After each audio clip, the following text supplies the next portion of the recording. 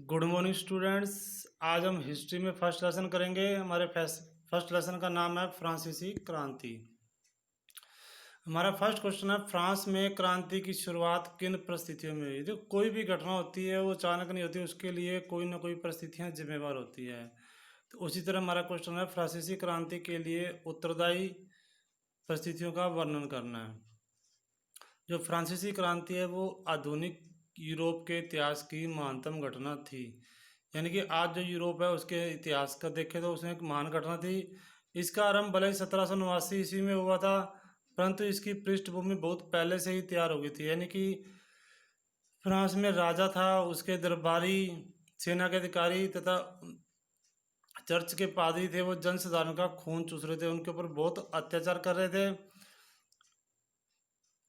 इन्हें कोई कर नहीं देना पड़ता था और करों का सारा बोझ आम जनता पर था और आम आदमी राजा की सेवा करता था, परंतु योग्यता होने पर भी उसे उच्च पद प्राप्त नहीं होता था। किसान तो दासता से में पैदा होता और दासता में मर जाता था।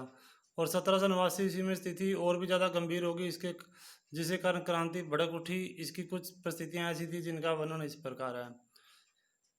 सबसे पहले राजनीतिक परिस्थितियाँ। राजनीति का मतलब होता है राजपाट से संबंधित, राज्य से संबंधित। तो फ्रांस के जो राजा थे वो स्वेच्छाचार थे और वे राजा के दैवीय अधिकारों में विश्वास रखते थे। राजा को देवी देवताओं ने बनाए हैं, तो सम्राट की इच्छा ही कानून है। वह अपनी इच्छा में से युद्ध करता था, इच्छा से संधि करता था।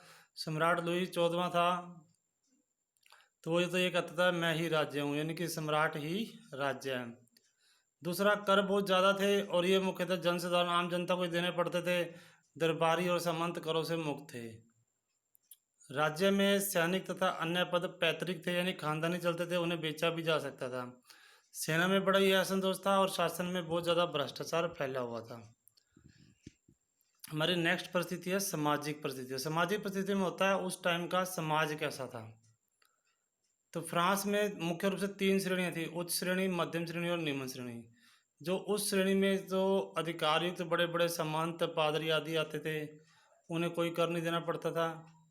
योग्य न होने पर भी वे राज्य के बड़े बड़े पदों पर आसीन थे, यानी उनकी योग्यता नहीं थी फिर भी ऊंची पोस्ट पर बैठे थे। दूसरे स्टेट में कुलीन वर्ग के लोग आते थे और तीसरे स्टेट में वकील, डॉक्टर, शिक्षक वर्ग के लोग शामिल थे।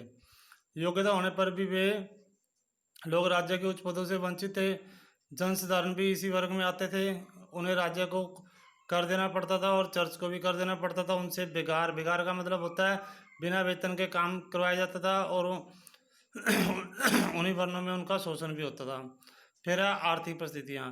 फ्रांस के जो राजा थे वो धन का दुरुपयोग करते थे, उन्हें अपने व्यक्तिगत कार्य पर खर्च करते थे, जिससे खजाना खाली हो गया था। करों का विभाजन था वो बड़ा ही दोषपूर्ण था। जो धनी लोग थे वो कर से मुक्त थे, उनको कर नहीं देना पड़ता था, क्योंकि आम जन साधारण को कर चुकाने पड़ते थे और उनको इकट्ठा करने की विधि भी बड़ी दोषपूर्ण थी। फ्रांस में औद्योगिक क्रांति के कारण भी अनेक कारीगर बेकार हो गए थे, जिससे उनमें असंतोष था। और फ्रांस ऋण के बोझ में दबा हुआ था और दोषपूर्ण कर प्रणाली के कारण व्यापार अवनति की ओर बढ़ रहा था। और फ्रांस ने अमेरिका के लोगों को वित्तीय सहायता दी थी, जिससे उसका राजकोष पर ऋण का बोझ बढ़ गया था।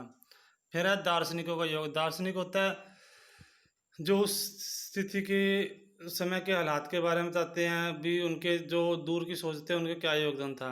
फ्रांस की स्थिति बहुत ही खराब थी, जिसे दर्शाने में दार्शनिकों ने बहुत योगदान दिया। सबसे पहले रूसो ने अपनी पुस्तक सामाजिक समझौता में राजा के दैवीय अधिकारों पर प्रहार किया कि वो गलत है। फिर वाल्टेयर ने चर्च के धार्मिक आडंबरों और पादरियों के भ्रष्टाचार को अपना निशाना बनाया। मांतेस्क्यू ने अपनी पुस्तक the spirit of the laws में राजा के दैवीय अधिकारों और उसकी निरंकुशता का कड़ी आलोचना की। इस प्रकार देखते हैं कि दार्शनिकों के प्रयत्नों से भी नवीन विचारों का प्रादुर्भाव होता जन्म हुआ और इसी कारण फ्रांस में क्रांति हुई। और पांचवा और आखिरी पॉइंट है, एस्टेट जनरल का अधिवेशन बुलाया गया तथा क्रांति की शुरुआत हुई।